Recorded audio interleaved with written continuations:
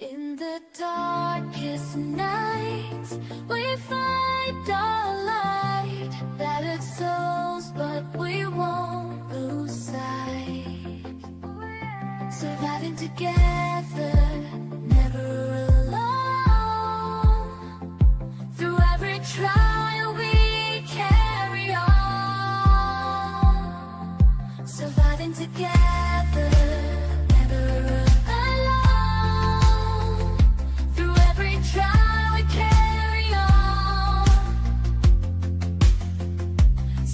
Together we stand tall, united forever. Strength and courage will overcome. Oh, surviving together, victorious, and never, never alone. Hand in hand, we'll face the unknown. We see you, we hear you, and we believe you. Hey everyone, how you doing tonight? It is Wednesday night. You've landed at Surviving Together, a safe space for trauma survivors to connect and build community on their healing journey, as well as providing trauma-related education for all.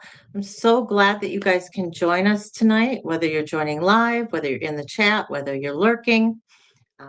Crystal was here. She's a little bit tired. She's going to be on replay. Indigo was here, and Thindu's dropped by to give his love to all of us. So wonderful, wonderful, wonderful.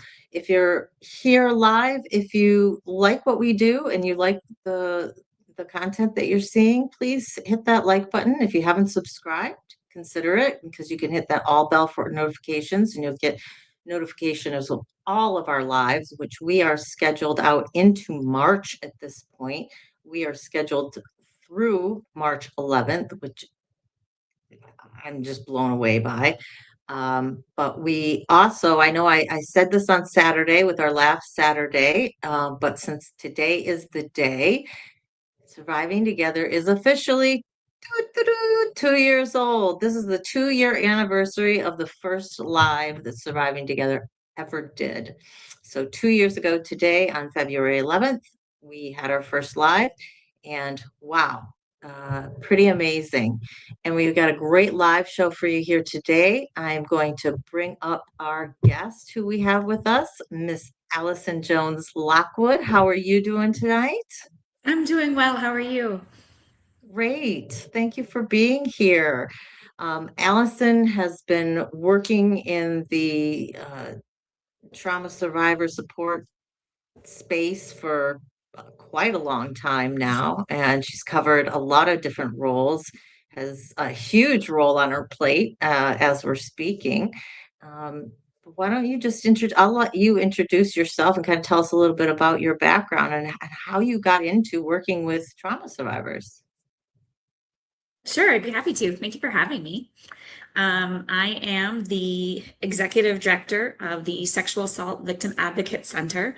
We are the SAVA Center. We're the Rape Crisis Center for Northern Colorado. We serve 2 counties, Larimer and Weld counties. So if anybody's familiar with Northern Colorado, we cover Fort Collins and Greeley. And we are kind of considered the Front Range area for Northern Colorado. I've been with SAVA Center for almost a year and a half. In March, it'll be a year and a half. But I've been working as a sexual assault victim advocate for over 25 years. I started in college as a peer educator. I actually started as a sexual health peer educator, and then we started partnering with the Women's Center to really start providing kind of combined presentations for college students. And after I graduated college, I went on and started working for the United States Navy as a contract employee. I worked for the Fleet and Family Support Center, and I ran the Sexual Assault Victim Intervention Program. And that program was dedicated to 2 different components. One was running an advocacy program for active duty military members. We would train active duty members to be advocates for other active duty military members. And then it also had an education and awareness component to it. So I provided a ton of trainings on ships and on, call it ship and shore commands. But yeah, a lot of different places, a lot of different trainings. I was there for about a year, and then I transitioned over to the sexual assault and domestic violence program in San Diego called Center for Community Solutions. And I spent about a year and a half there as the volunteer coordinator. And then life changed, and I moved back home to Kansas City. And there I worked for MOCSA. MOCSA is the Rape Crisis Center in Kansas City. It serves both sides of the state line in Kansas and Missouri. They are now the largest rape crisis center in the country. So they are still the organization that I see as the gold standard for sexual assault service delivery. So anytime I have a question, I look to MOCSA for an answer. I was with MOCSA for about 6.5 years, worked my way up to a Director of Advocacy Services. In that role, I oversaw all sexual assault services, all of our 24-hour response, working with multidisciplinary teams. I provided a lot of professional training on the impact of sexual violence, how to respond to survivors of sexual violence. And then life changed again, and my family moved to Northern California, and I started working with End Violence Against Women International.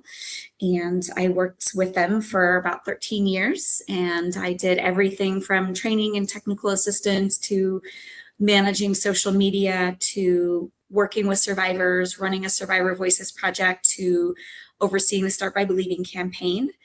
And then about 1.5 years ago, joined SAVA. Fort Collins is home for me. I've been here for almost 7 years. So I'm just really excited to be working for a local program again. Yeah, how wonderful. You have covered just about everything. Yeah, Your roles. different aspects of the work. That must actually come in handy with the work that you're doing right now in the position that you're in. Does that help you kind of see things from all sides? I do. And I believe that my years as an advocate have paved the way for me to be in this role. Every time I have a hard decision to make, every time I'm thinking about a budget, every time I'm thinking about a fundraising event, I'm thinking of it from the lens of survivor-centered services, right? We have to have the funding to provide the payroll for staff so that the staff can provide the services. So what seems like I get bogged down in spreadsheets and numbers, really ultimately I know in my heart is still for survivors. Right. I want to talk about obviously community survivor support because it's an area that you spent some time in the Start by Believing campaign. But I'm just really interested in what you said about the program, for the Gold Star, that's the largest that you had worked for, what is now the largest in the thing. What for you about that program makes it the Gold Star? It's a great question. When I was at the organization, let me step back a little bit. So I believe that there are 3 components to every rape crisis center. 3 things that make a rape crisis center a rape crisis center. Advocacy services, typically 24-hour advocacy services. So we're talking hotline and medical and legal accompaniment after hours, business hours too, but after hours. And then therapy services, group and individual therapy services, and prevention programs. I believe that a true rape crisis center is made up of all 3. And there are some programs that maybe don't have the capacity for one of those. This is no slight against that. I just believe that it is not as comprehensive as it can be when you have all 3 programs, because we can provide services all day, but if we're not actively trying to prevent it, we're missing a huge component of the work. Yeah. So the program in Kansas City, when I started their advocacy services, they were providing accompaniment after hours, but they were responding to about 120 requests for advocacy per year. By the time I left, that number was over 600, and I believe it's hit as high as 800. And I believe that the foundational efforts that we put into place when I was there built what the program is going to become. Mhm. At the time, we were really just doing the initial response. There wasn't a lot of long-term advocacy that was being provided. So Mhm. we created advocacy specific positions to be able to provide that ongoing wraparound advocacy support long-term to survivors who did interact with the criminal justice process. But then we also built in the layer for those that were not interacting with the criminal justice Right. system, because we know that sexual assault, sexual violence impacts the survivors' lives outside of the criminal justice process. And part of being an advocate is addressing all of those non-criminal justice aspects: housing, healthcare, schooling, education. All of that is impacted by sexual violence. So that was one aspect where we truly built this program. We also created a regional model for the after hours response for hospital advocacy. When we had 120 activations per year, it was fine to have one advocate on call after Mhm. hours. But when you go upwards of 800 a year, you need significantly more advocates to have that need met. So we went from 1 to 3 hospital advocates on call every night. So I believe that when I was there, it was building the foundation. And then over the years, the people that came in after me just kept building and building and building and built the program to what it needed to be for the community. And I believe the community has responded really well simultaneously in terms of fundraising. So that's the other aspect of MOCSA that truly is in a world of its own, is their ability to fundraise and the community stepping up to fundraise. MOCSA has been in the community for 50 years, so people are very aware of the organization. So the visibility has also been really well done. So there's a lot of different aspects, would I say. I think they're the gold standard. Part of it is the response, part of it is the history and the community and the reputation they've built, and the other aspect is the ability to fundraise and the community stepping up when asked to give. Yeah, that's incredibly important. I think of our local YWCA that houses all of our rape crisis stuff here, and they've been around for 125 years now. They were actually able to, a number of years ago, bring all of the medical work in-house. So they have an in-house suite, and so they don't have to go to the hospital anymore. And what a difference just little things like that, can make for somebody who's coming in to have an exam.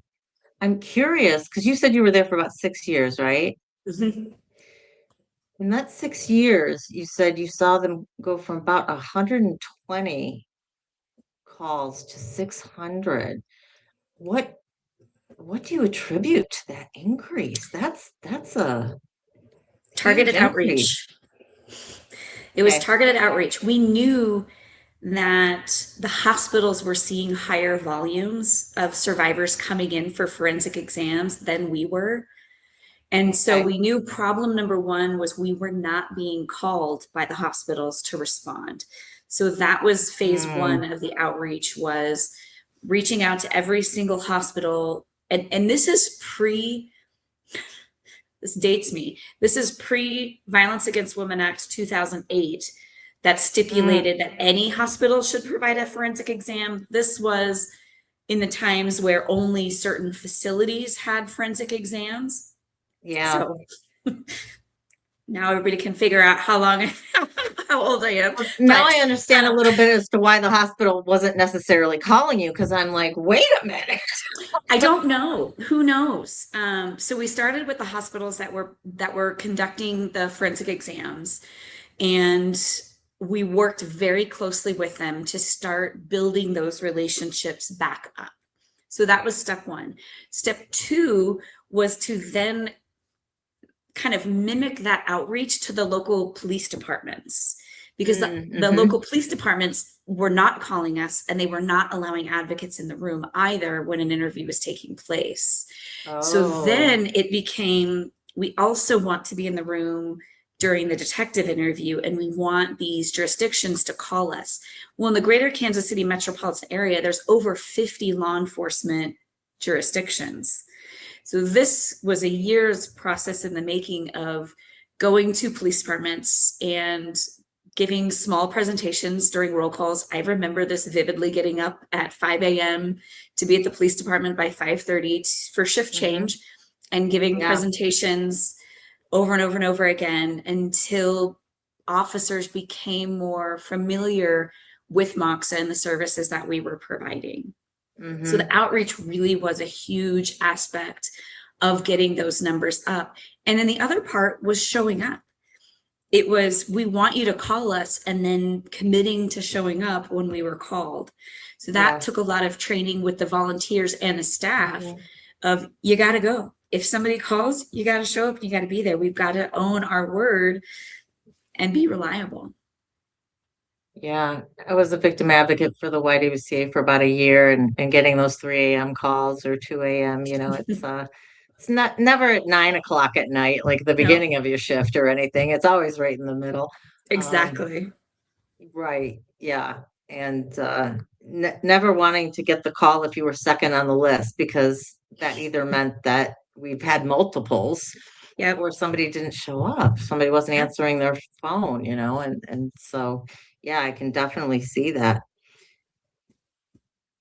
What MOCSA's done, and just their visibility to the community, I think this, kind of rolls right into what we're talking about with community support. What is the first thing that you would say if you were to be at a place that didn't have a lot of community engagement? What would be the things that you would target in order to try and get communities more involved and more aware of survivors? Yeah, so I think every outreach effort starts with a plan. And I think the first thing to figure out is, what are the goals? What is it we're wanting to achieve, right? And outreach to me is often multifaceted. When I am conducting outreach, I'm looking at, how can I increase awareness of sexual violence? How can I increase awareness of volunteer opportunities? Because those go hand in hand. Every nonprofit needs volunteers. And so if I'm going to go to an entity and talk about sexual violence, I'm also going to talk about ways to give back, and that is volunteering. I'm going to think about who are our potential donors in these outreach targets. And then I'm going to kind of brainstorm, what's my overall message? And I believe there's a difference between community groups and professional groups. So if I'm talking to community groups, I'm going to be really focused on awareness type education, kind of like the sexual violence 101 type stuff, right? The basics of, this is what we want everybody to understand about sexual violence, consent, and boundaries. If I'm talking to a group of professionals, I'm going to speak more to, this is the impact of sexual violence, and these are the things that you can do when somebody discloses to you as a professional. This is how to respond. So I'm going to tailor my message and my approach, and then ultimately my presentation based on who I'm connecting with. We have a program called Raise the Bar. Raise the Bar is for bars.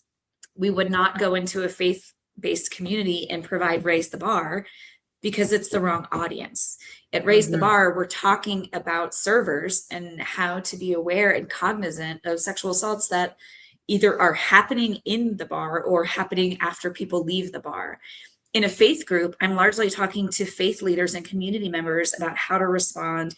Some of the basics of sexual violence, yes, but my strategy is going to be very different. So I think the first step is, what is the goal overall? 2, what population in your community does not know you exist? And sitting down, making a list of those entities. Are we talking about trying to get more engaged with the Spanish-speaking population? Are we wanting to connect more with folks who have disabilities?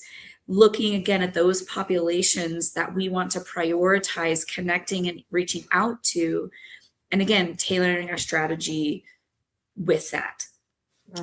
And then it's simple research. Who do we need to be reaching out to in the community? Compiling all of those contacts into one place. Then it's crafting your message. And then it's cold emails, cold calls, right? Or Yeah. visits. Like, it's just tried and true sales type activities that we replicate when we're talking about outreach, because outreach honestly is sales, right? Fund development Yeah. honestly is sales. Most of it Mhm. all goes back to being able to sell your program. So having your pitch, having your elevator pitch, all of those things ready and in your arsenal, all of your resources updated and ready to go. But you start with the goals, figure out who Mhm. the audience is, how do you tailor your message, who are the groups you need to connect with. I want to talk about raise the bar for just a second, because I think you're the first person who has brought that to my attention, specifically going into bars and talking to servers. This is something that has come up, with especially with my human trafficking series, is just this need for trauma-informed education to get to every customer-facing person out there, no matter what industry you're in, right? And yeah, for sexual violence, speaking with people in the bars, how did that come about? I was not here when Raise the Bar started at Sava, so I don't know how it originated, whether a bar reached out to us or we reached out to a bar. All I know is that we get asked and we go and we provide the presentation. I will tell you another aspect that I found to be really successful is to reach the patrons of said bar. We used to go around and put posters in bathroom stalls. And Mm, it was usually something that was eye-catching, so that as mhm. somebody sitting down to use the toilet, they're looking at the flyer and No. it catches their eye. It has the crisis line number. It's also really effective, particularly in bars where somebody might be in a situation where they feel unsafe and you've got the crisis line number right there. Mhm. So that's also a tool that I really like to use when doing outreach. That's awesome. Just thinking about that aspect. When you're looking at community outreach, you're looking at getting the community more involved. I have two questions. Um, One, just to go back to something you already said, and then I'll get onto something new. When you said you're speaking to professionals, you're talking more about the effects and stuff. What's kind of your message to them?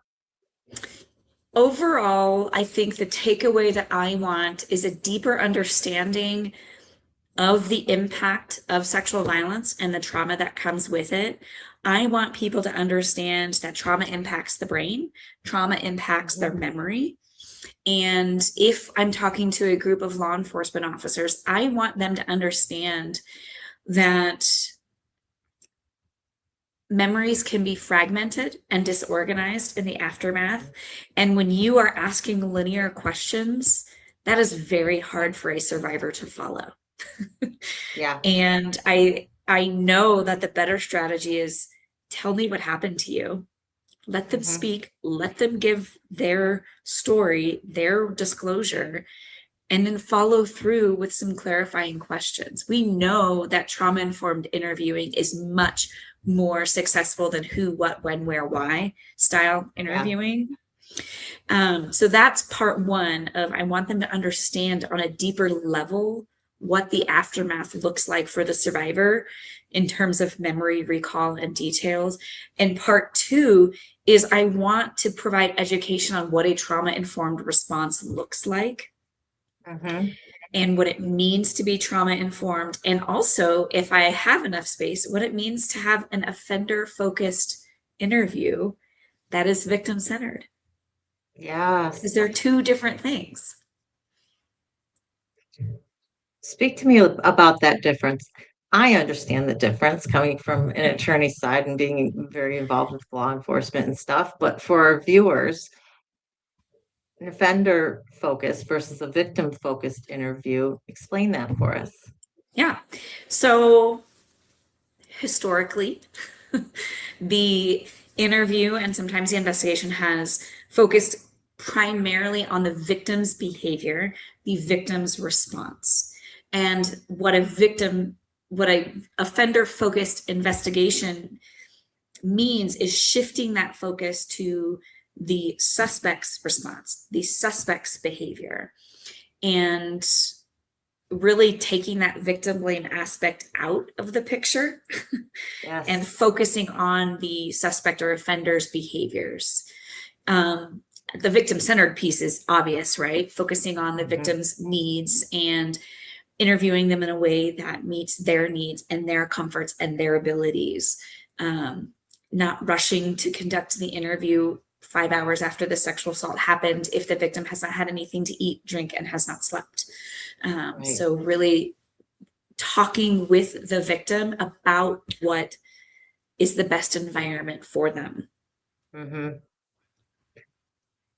I'm just thinking about, if I'm a victim sitting in an interview and an officer is conducting an offender-focused interview, how much, just the empowerment from seeing the responsibility being put, focus being put on the offender and not on me. What did you do instead of well, what did you do to prevent it? Did you scream? Did you yell? All that responsibility is being put on the victim's shoulders versus putting it where it belongs, right? On the offender. And just Yep. how empowering that is for a victim to be heard and be seen in that light, that would Yeah. be sitting in such an interview versus the flip side of it, right? I had a really incredible experience. It was 3 or 4 years ago, when I was with End Violence Against Women International. They did a project. They have a course on victim interviewing, and they created these role plays, reenactment kind of role plays with survivors. So there was a detective, a survivor, and a victim advocate. And I sat in as the victim advocate in one of the mock interviews, I guess I should say. And this particular survivor that was being interviewed, when she reported, she had a terrible experience. She was arrested for filing a false report. And just the aftermath of all of it was horrific. And we did this victim-centered interview. And at the end, she was very emotional for seeing how her experience could have been and should have been, and how different it felt in the moment to have that drastically different experience. And I've always remembered that. It's always stayed with me of when we do things the right way for survivors. Number one, we're going to get better information, more information, and we have the power to help them heal through that, right? Obviously, not all healing comes from a good detective interview. There are many layers of healing, but it's one component that we can help with. Absolutely. And what a powerful story, because from a victim who had already been through the bad interview to then go through, say, this is how it should have been in the first place. I know I would have been in tears, right? I can only imagine how she felt. Let's talk a little bit about some of the campaigns that you've been involved with that have tried to, garner community support for survivors. What types of things have I know you mentioned Start by Believing, and I think there's been others that you've been involved in. I would say Start by Believing is definitely the most prominent campaign. Start by Believing was started by End Violence Against Women International in 2011. The founder and former CEO, Joanne Archambault, it had been a dream of hers for over 2 decades before she launched the campaign. She first had the concept when she was a child abuse detective in San Diego, and she was just shocked at the family units that were coming in for interviews, and she's interviewing the child, and the child's parent is not believing the child. And then she became a sergeant in the sex crimes unit, and the problem became even more prevalent and worse. And so it had long been a goal of hers to create a campaign to literally change the way that we respond to disclosures of sexual violence. So the campaign launched officially in 2011. And since I don't work there anymore, I don't know how many campaigns there are. I would guess there's close to 1,000. I haven't looked at the website recently, but I like the concept of Start by Believing because it's really tangible, and it's something that you can hear about and implement into your practice a minute later, right? There's a lot of other campaigns that I think are really harder concepts to see the impact. There's It's On Us campaign, there's the No More campaign, which I think are fine campaigns. I just don't think they're as easy for the general layperson that has no experience or understanding to implement right away. Whereas Start by Believing of, yes, absolutely, I can commit to believing somebody if they ever disclose to me. So I think the campaign is really, I'll say, user-friendly in that aspect. During my time when I was overseeing the campaign, we expanded it to include sexual violence, domestic violence, stalking, and child sexual abuse, recognizing that communities were using the message in different ways. One thing that I like about Start by Believing is every community gets to decide how they want to implement it. For some, it might be a social media campaign. For others, it might come with training. For others, it might be a marketing campaign. Others might include all of those aspects. So it's really up to each community to implement in the way that works best for their area. Well, and I think what you said about it being, easily digestible for somebody. They're going to get the message. It's an easy message to keep in their brain. Then it's an easy message for them to tell somebody else as well. Exactly. Right? If they understand it and it's something that they can retain, the chances then of them, sharing it on are much greater. And then you've just got this exponential effect of what you're trying to accomplish, where it just kind of keeps growing outside of your direct involvement. Exactly. And Start by Believing, the Start by Believing website has a ton of free resources available on the website. There are social media graphics that everybody has access to. There are toolkits available so that communities can take it and figure out how they want to implement it in their community. There is a criminal justice toolkit and then a campaign toolkit. So there's one that's really specific for criminal justice providers. So there's a lot of really great free resources available. Yeah, I was looking over it this afternoon and was just amazed at the amount of resources that they have available and the way that they've packaged it all up. It's extremely user-friendly. Really, you can pick it right out of there and then plug it into, what your needs are there. If anybody's interested in that, it is startbybelieving.org. So you can look there for all of those resources with that campaign. One of the questions that I want a follow-up question with this. In addition to Start by Believing, yes, I'm going to believe. If someone discloses to you, what are some of the other do's and don'ts for a survivor support person? Great question. So there's a social media graphic on the Start by Believing website that I created. It's the 3 simple responses to a disclosure of abuse or assault. I'm sorry that happened to you. How can I help you? I believe you. Those are the 3 foundational things that anybody can do when somebody discloses to them. Those are three really easy responses. I think for the general population, our instinct when somebody discloses is to try to understand it or try to fix it.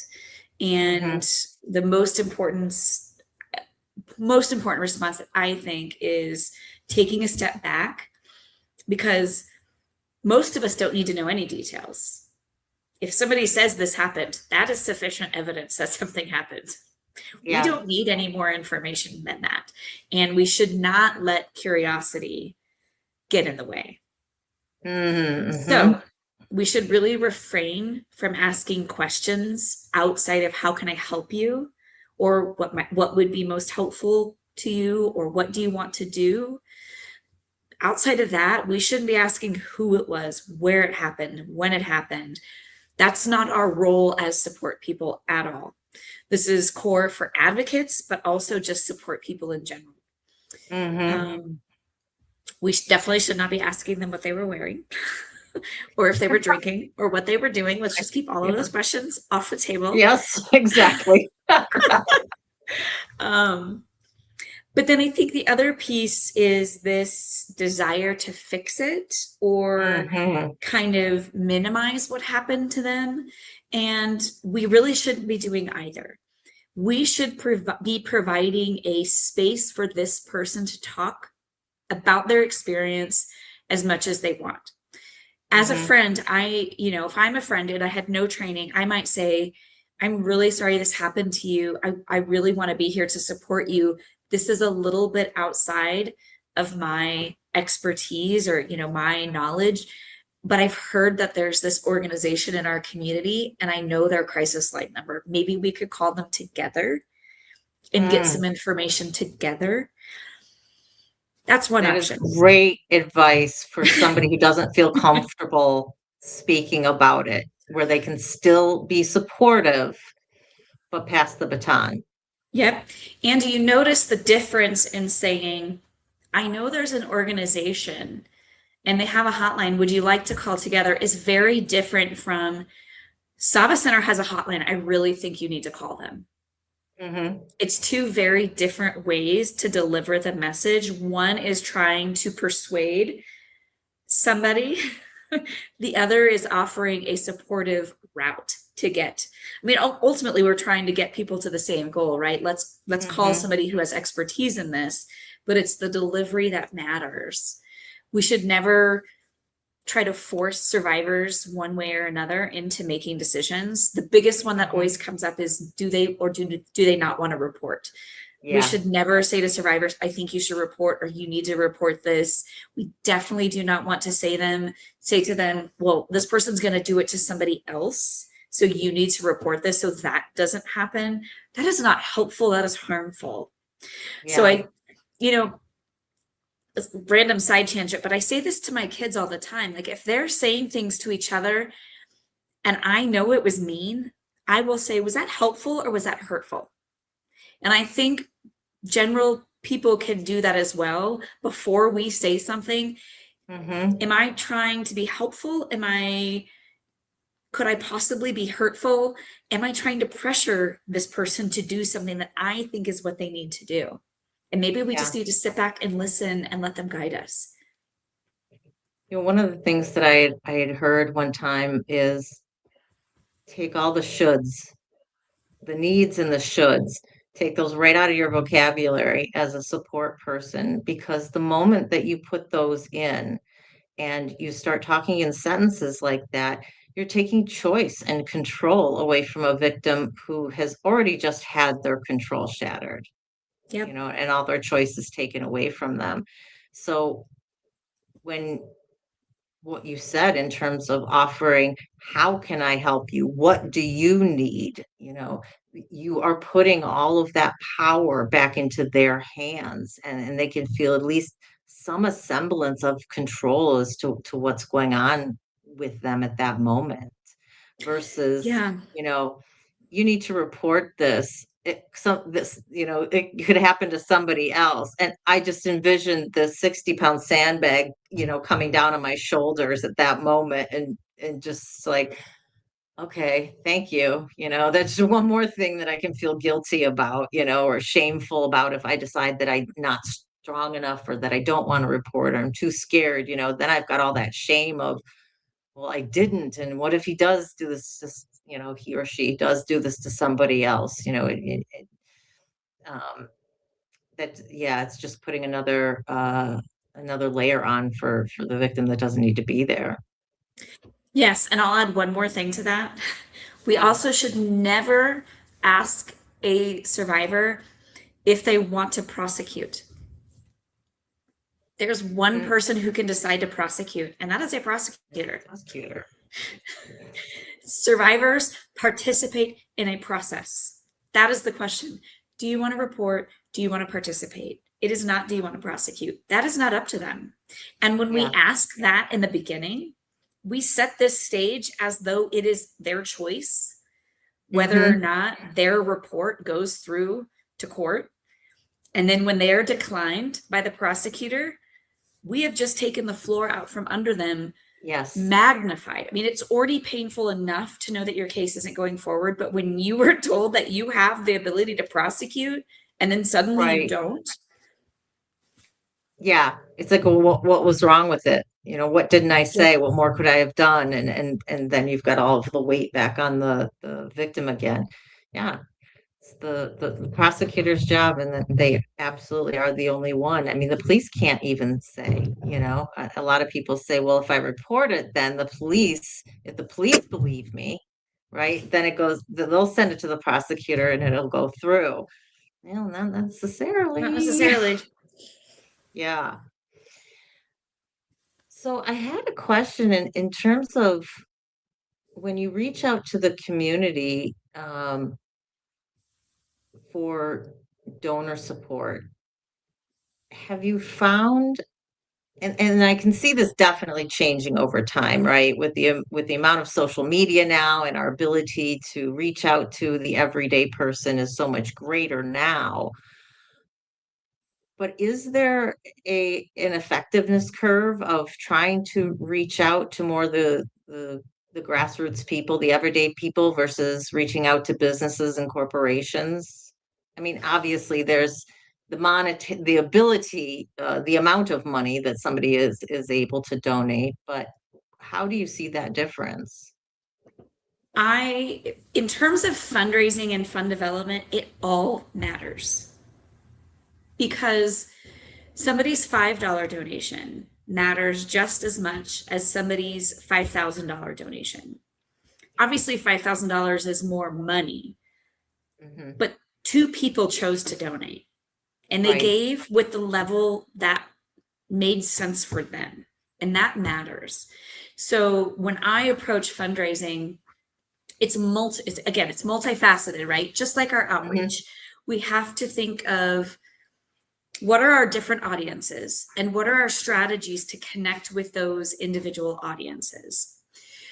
From a pure contribution donation aspect, I'll talk a little bit about our Colorado Gives Day effort that we utilized just in 2025. So most people are aware of Giving Tuesday. It's the Tuesday after Thanksgiving. Well, Colorado Gives Day is the Tuesday after Giving Tuesday. So more people in the state of Colorado give on Colorado Gives Day than they do on Giving Tuesday. So it's something special in the state of Colorado that most people are aware of it. There's a lot of efforts to help bring awareness to it. So we set a goal to raise $30,000 in the month of December.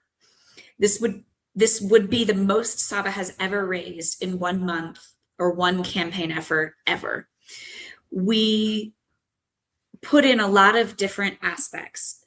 Step one was we had every single board member create a specialized tailored fundraising page that was their own personal page.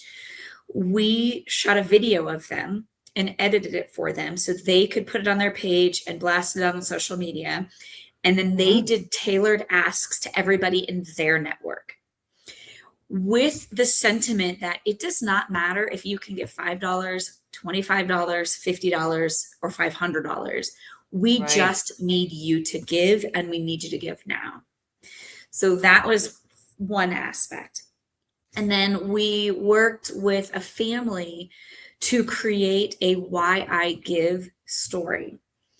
And this was a family that had been supportive of the organization for several years. Their daughter had been a volunteer. They were thrilled to be asked and to support the organization in this way. So we again shot a video. That was our entire email campaign, was their story. It had a tremendous response, largely because that family also did their own donor outreach and asked everybody in their network to donate to SAVA for Colorado Gives Day. So that was huge. And then with our major donors, I started about a month before reaching out to our major donors. And I do thank yous every single time we get a donation. Everybody gets either a handwritten thank you or an email, personalized email thank you. They get their automated one, but they also get a personalized thank you. So about a month before, I did some donor outreach to all of our major donors. And I just said, hey, thanks for being a donor. Offered tours of our buildings, and 2 of our major donors gave major gifts that day. So we hit the 30,000 goal on Colorado Gives Day, which I believe was December 9th last year. So we hit it in the first 9 days of December.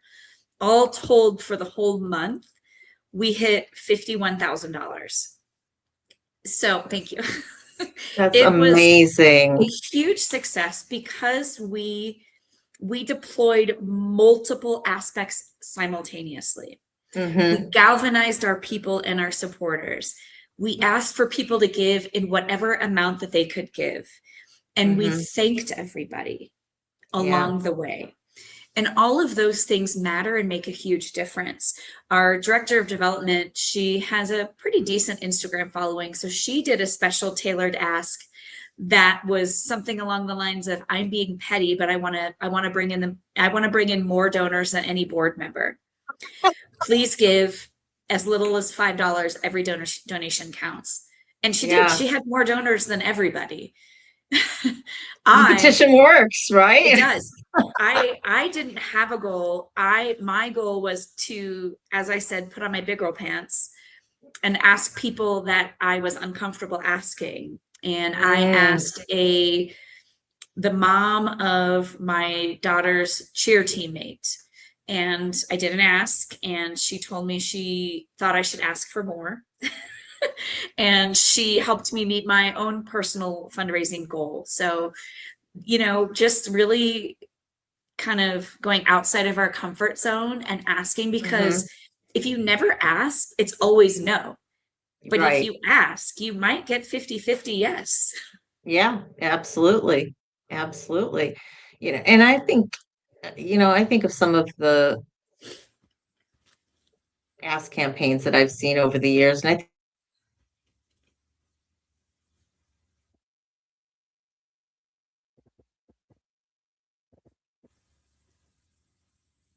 second. There we go. We're back. There we go. StreamYard just decided we needed a half a minute break. I was just saying, some of the most effective campaigns that I've always seen, and regardless of what the ask was for, or what organization it was for, is where there's some sort of personal connection. So whether it's a survivor, or in your case, you had a family who has been giving for a while, and somebody who was volunteering with it and had a very personal connection to your organization. I think that those are some of the most powerful, because people can really then see, what a specific difference this money is going to make, right? Other than just, hey, could you give us some money? We've got these services. They can connect it with a person and can see how maybe their sister or their mom or their daughter might need this service in the future, or their best friend's friend or something of that nature. So Yeah, kudos to you stories are guys. tremendously impactful. And I will say that with a word of caution, that we should never share a survivor's story without their permission. 100%. ever. 100%. Absolutely. Absolutely. And that is, something that, we have a lot of people who share their stories in the chat here. And it's one of the rules that I have down below and said, listen, guys, as much as we can with confidentiality, if you hear something in here, or you find out something about, that's not your story to then go tell to somebody else or to share out. And that's that person's story, Mhm. so please try and keep it, even though we're in a YouTube space, try, Yeah. try and try and not spread it out. Um, if if people are in the community and want to support survivors, we've mentioned what we can say to them, what we should say to them, what we shouldn't say to them. Mentioned being able to give money. We briefly mentioned volunteer work, kind of just in passing, but I think that if there's another aspect, let me know. But um, talk a little bit about, so other than the money and directly supporting a survivor, what are the other things that people in the community can do? I think it's word of mouth. So Mm, it's, talking about organizations like SAVA in the community. One of the things that we do for a prevention standpoint is we have a program, it's called SART Peers. It's in every middle and high school in Poudre School District. So Poudre School District covers Fort Collins, Wellington, Timnath, kind of the upper half of Larimer County. It's a very large school district. mhm. We provide training to every seventh grader in the middle school in their health class. And then we provide it also to every freshman in their kind of like 101 class, their orientation class. And when they go, they give the students hotline cards, resource cards. Oh, And they tell the wonderful. students, put this in your wallet. You never Yeah. know when you're going to need it. And Yep. students have come back multiple times. I was in college and I heard about this happening, or I was in college and I saw this happening. And I pulled out my hotline card and I gave it to that person. I gave that number away. These presentations are peer led. So they're high school students Oh, providing wow. the presentations to other high school students. In fact, my oldest daughter is one of those peer educators, and my youngest is getting ready to be next year. So it's talking about SADA, talking about boundaries, talking about what's okay and what's not okay. So it's being comfortable creating conversations in the community, because when we look at prevention, for Mhm. years, prevention was the woman's responsibility. It was our job to prevent getting raped. Yeah. But that has really flipped over the last 20 years as I've been doing this work, and we are Mhm. definitely seeing shifts in prevention itself to Mhm. no, the only person who can prevent a sexual assault is the person choosing to commit a sexual assault. Yes. Bystanders Mhm. can certainly try to help prevent, but it truly is not the victim's responsibility to prevent it from happening. So it's shifting the norms, and it's not just one educator or one peer that's providing a presentation. It really takes an entire community. So we just revised our mission statement to really reflect that we want to create a culture where communities come together to prevent sexual violence from happening. Mhm. So recognizing that it does take everybody in the community, and maybe you can't donate, maybe you can't volunteer, but you can certainly have a conversation with somebody about what the right thing to say is and what the right thing to do is. So Mhm. maybe it's signing up for the organization's mailing list to stay aware of events that are happening. When I look at our fundraising events, we have 4 signature events. We just hosted one last Friday. It's called Galentine's Day. It's an event for women to come hang out in a shared space and share food, share wine, share conversations. We have fun vendors that are there. We have flash tattoos and piercings and permanent jewelry, and Oh, we had nice. a kissing booth with puppies and all kinds of fun things just to create an environment for women where they are now Sava's friends, right? So that's Yeah. 100 women that attended that gave to Saba because they bought a ticket, but ultimately came there to just be in the shared space. So we have 100 new friends as a result of that event, right? And that's 100 Yeah. people that can go to their friends and talk about this event and this organization that they just interacted with. We have another event that's focused on community partners where we bring in a speaker and we have the speaker share their story or their message. Last year we had Angie Povolitis and Andrea Munford, the lead prosecutor and detective on the Larry Nassar case. They were our featured speakers. And then we recognized That's my backyard. I'm an hour from Lansing. Yep. We recognized a community partner and a volunteer of the year. So it's a very community focused event geared towards community partners. We have an event called Sava to the Max. It's at a brewery in the summer. There's no cost to come. So it meets that threshold for donors who can come and buy a beer, and 10% of the proceeds goes to Sava. And then we have our gala, which is our biggest high-end fundraiser of the year. So really just looking at events strategically to meet different types of people. Like we're not going to just have galas. We also can't survive if we only have events at breweries. So, trying to cover all of the bases and looking at fundraising as friend/fundraising, right? The gala, 100% fundraising. I would like you to be our friend, but really at that gala, I want you to spend your money and I want you to spend it big. Yeah. But at the rest of our events, I really want you to be our friend. And I want you to give a little bit of money. Yes. And hear our message. I love what you guys are doing with the peer educating. I think in high school, we hear about peer educating in college, but not so much on this subject in high schools, right? There may be peer education on bullying or just harassment in general type of thing, but talking about sexual violence and consent and boundaries and things of that nature. I had a guest on not long ago who he goes around to middle schools and high schools and does education on those exact topics, but he's an adult. He's been doing it for 25 years.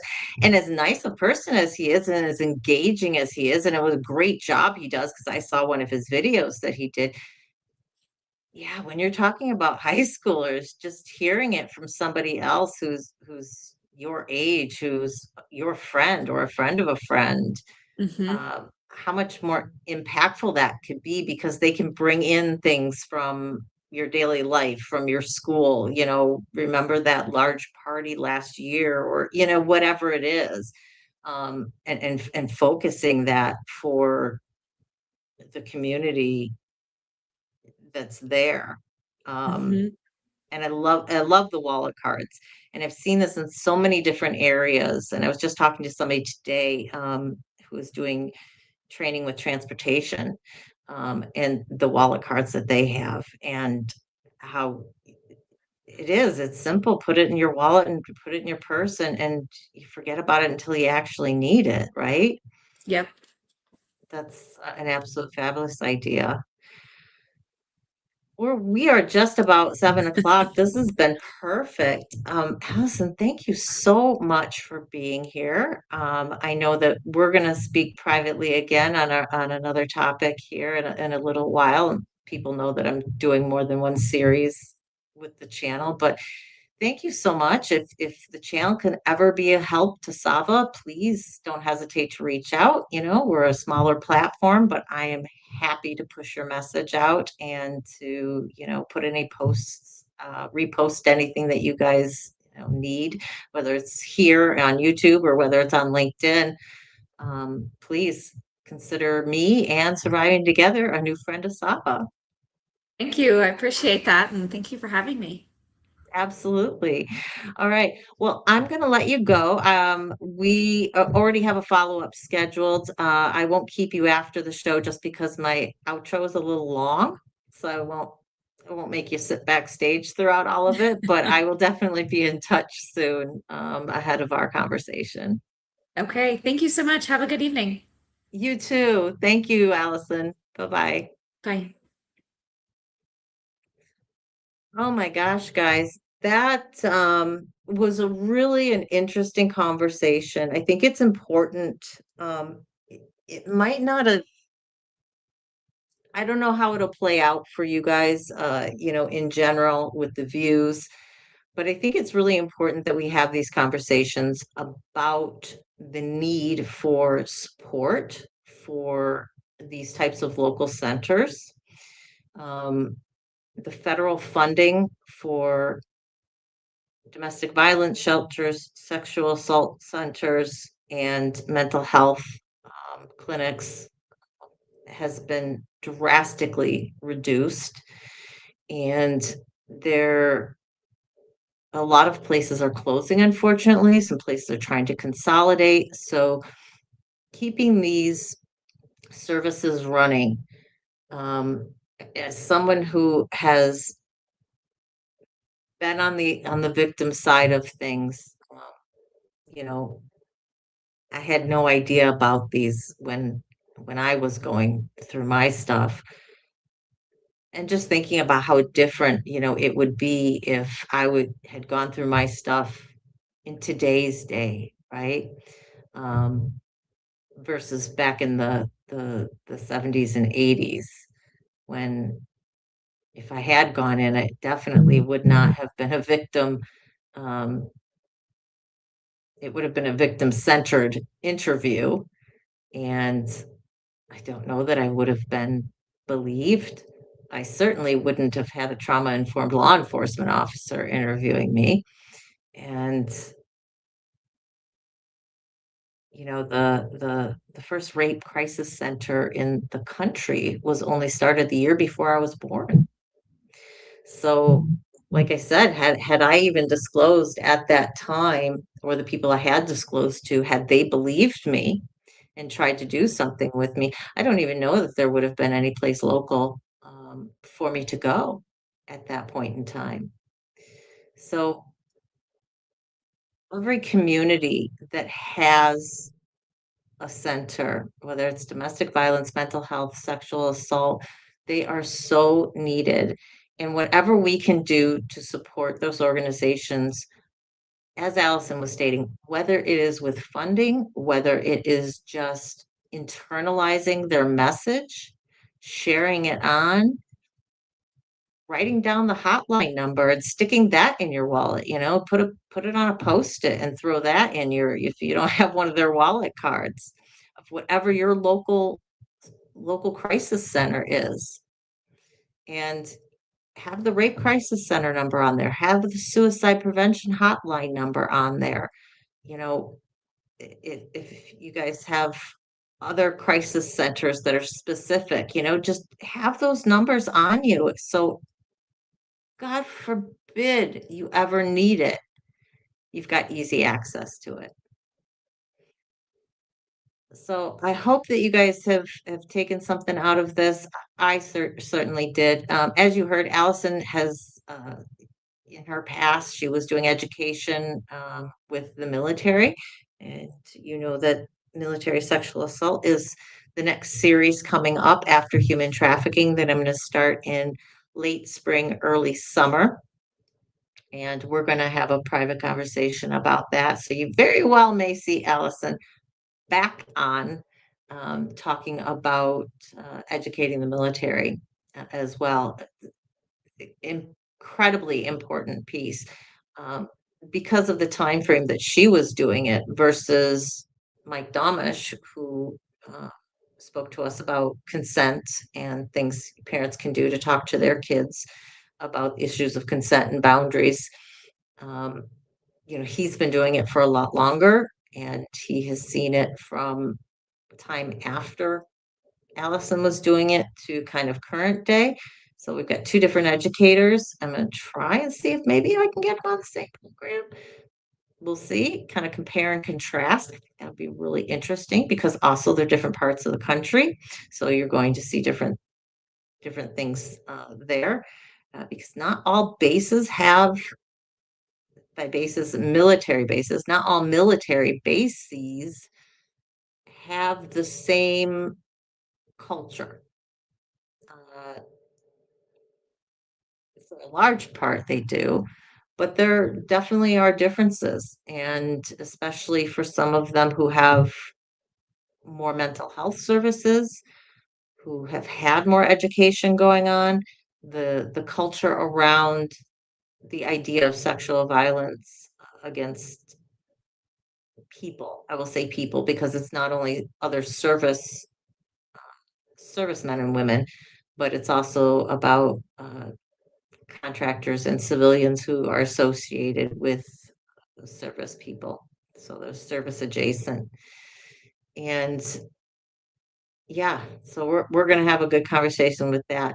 I will just want to say that the human trafficking series has grown legs. It the response I have gotten from people who are willing to share their stories in terms of whether it's a personal story, whether it's from a professional aspect of what they're doing, advocacy work that they're doing, has been phenomenal. And I still have more people to reach out to who I haven't, because when I reach out to people and they respond back, and then I need to set up these kind of pre-interviews.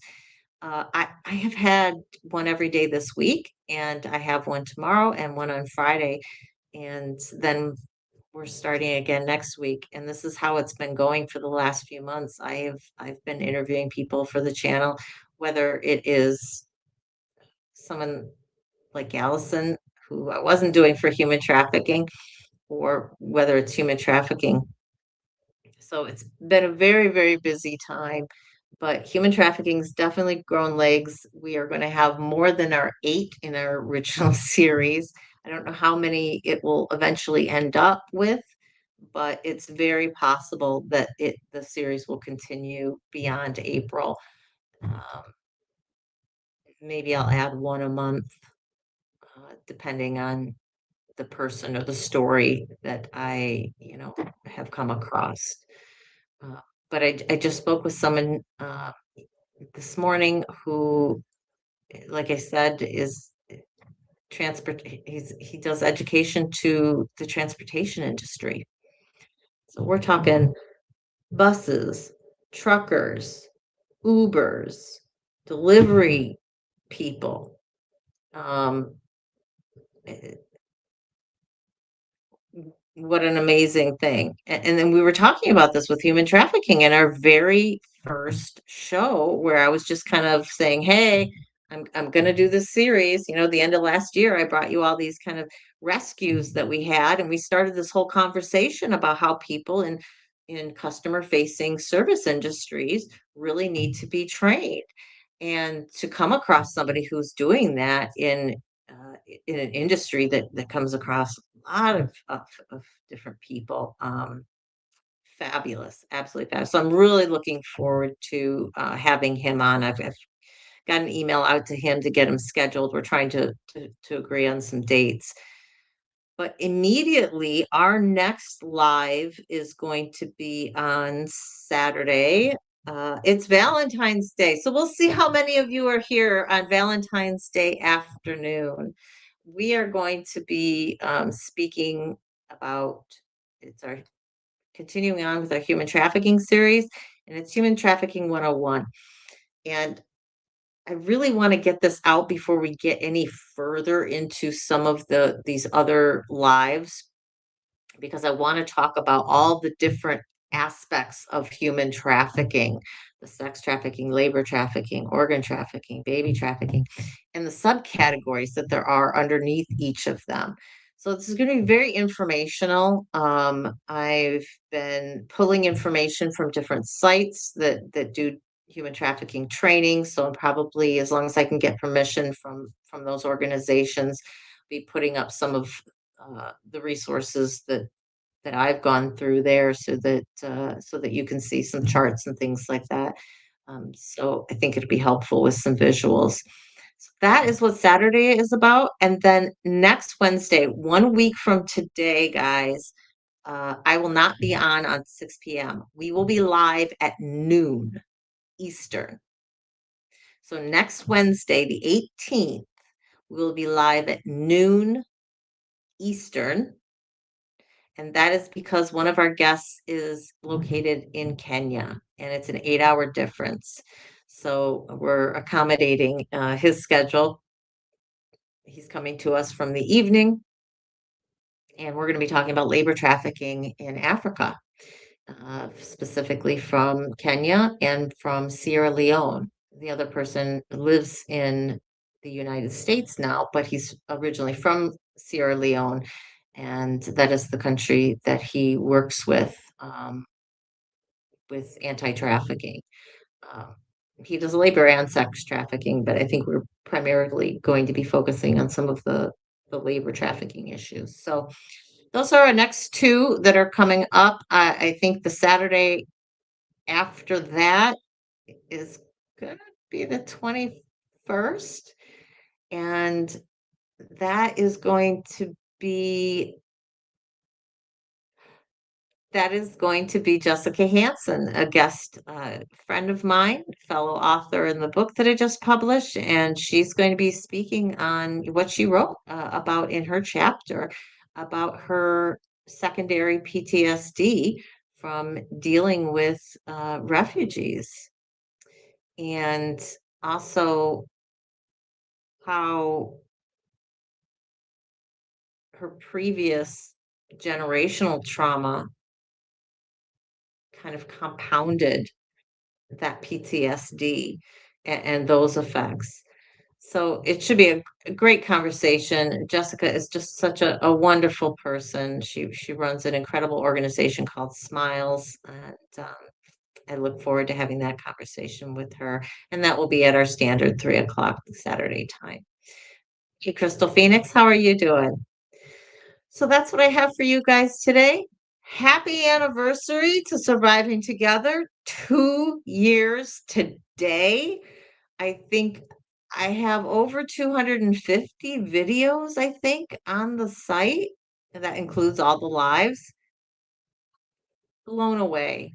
Just blown away. When I started this, I just thought, well, I'd just go on a couple of times a week. And not even thinking how much that compounds.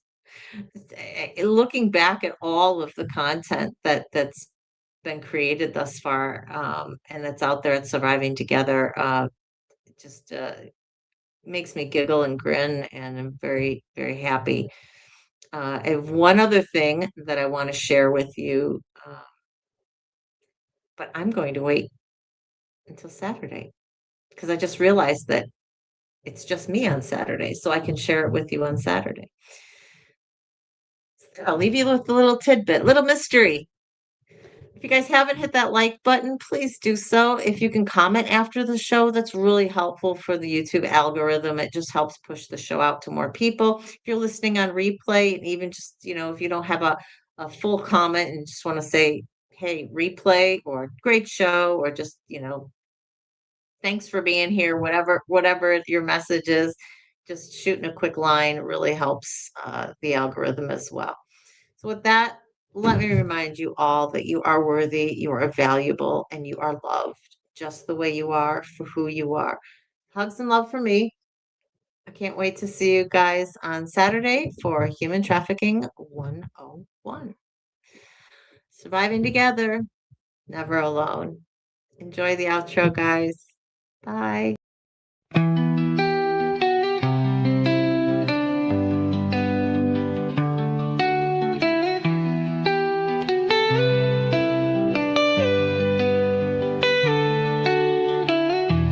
Through the fire,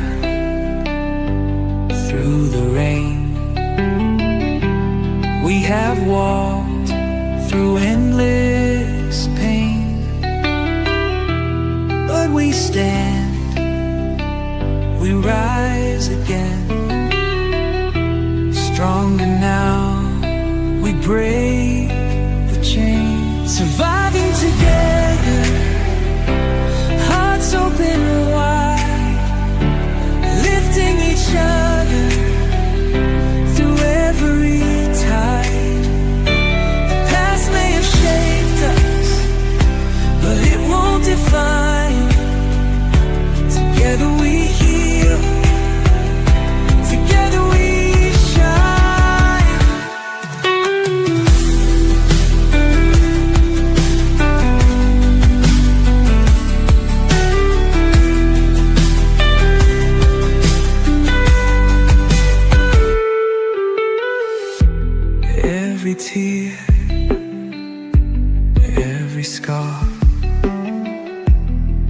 tells the story of who we are. Not just survivors, but warriors too. With love as our armor, we see this through. We see you, we hear you, and we believe in you. Surviving together, hearts open wide, lifting each other through every tide. The past may have shaped us, but it won't define.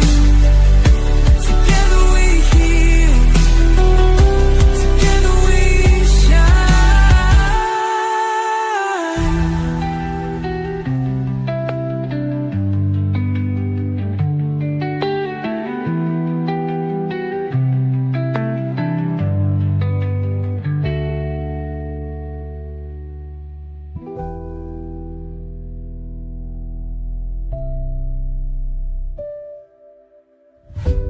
We see you, we hear you, and we believe in you. Survive.